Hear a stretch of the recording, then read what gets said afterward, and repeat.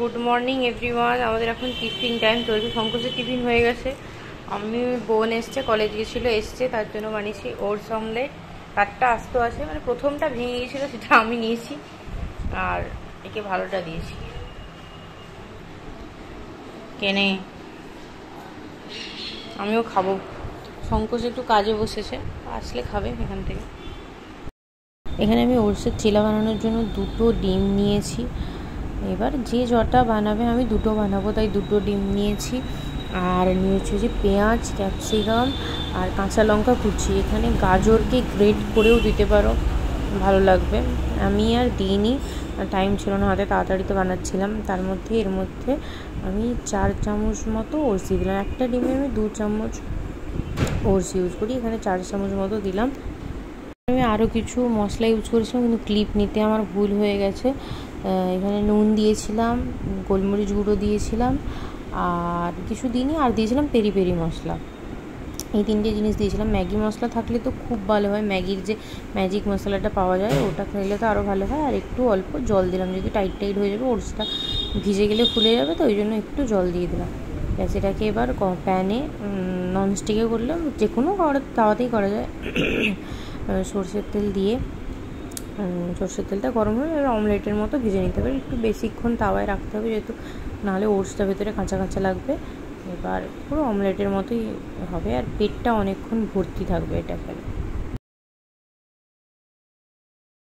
এত কষ্ট করে চাদর পাতলাম, চাদর তুলে পরিষ্কার করে পাতলাম। এখনও আমার 2টো বালিশের, 5 বালিশের ওয়ার পরানো বাকি। এলো বাইরে থেকে, এবার 2টো 5 বালিশ নিয়ে সুন্দর চুপচাপ শুয়ে আছে রাজার মতো। থাকলে তো বাড়িতে চাদর পাতা সম্ভব না।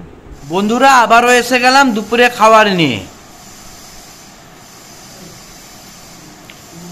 চুল টুল সব যন্ত্রা হয়ে আছে, এত খিদে পেয়েছে, খেতে বসে গেছে আজকে। না গো, এত খিদা পেয়েছে, আঁতানোর সময় নেই। কি বলবো তোমাকে, দুঃখ লাগে আমার। আমি খাচ্ছি ভাত, ডিমের তরকারি, হ্যাঁ।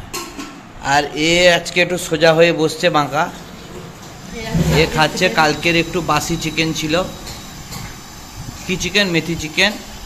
আর একটা কি পড়ে আছে দুয়ের মতো, একটা কি নিয়ে দিল হলুদ। আর সঙ্গে হচ্ছে ডিমের ঝোল। কিছু বলে দাও বন্ধুদের।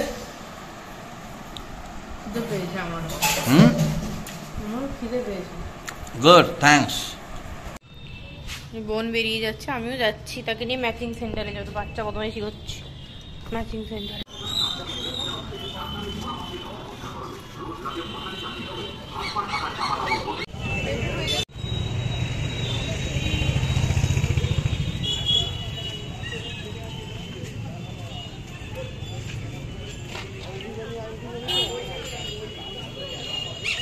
চলো,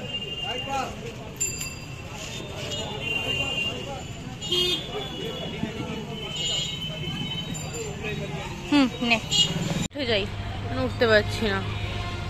HFC-তে ঢুকবো, চলো।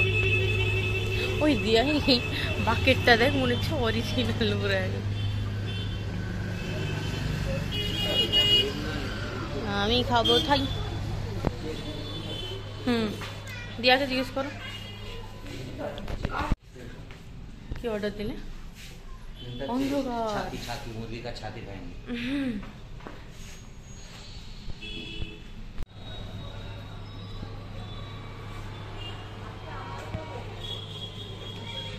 যা গরম লাগছে এখানে, এর থেকে বাইরে ঠান্ডা। এই হাতটাকেও ঘুরে ঘুরে খাচ্ছে। হেড়ো পচু, হেড়ো পচু। বাঁকা অনেকটা সোজা হয়ে এসছে, আর একদিনের মধ্যে সোজা হয়ে যাবে।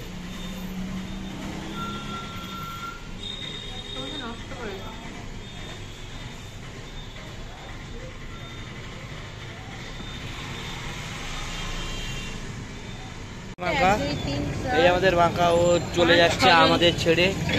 চোখে জল ভরে গেছে, কি দেখা জল ভরে গেছিল, শুধু মাংস খাই খাই।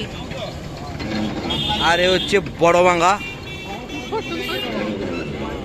আর তুমি কি বলবো তোমাকে, দুঃখ লাগে আমাকে। HFC থেকে এই খেয়ে এলো, আবার দেখো। আরে না, এইটা যে দুটো দিয়েছিলাম সেদিন, কেউ খাচ্ছে না মিষ্টিটা, আর আমি আমার পছন্দের মিষ্টি এনেছিলাম, মিল্ক কেক।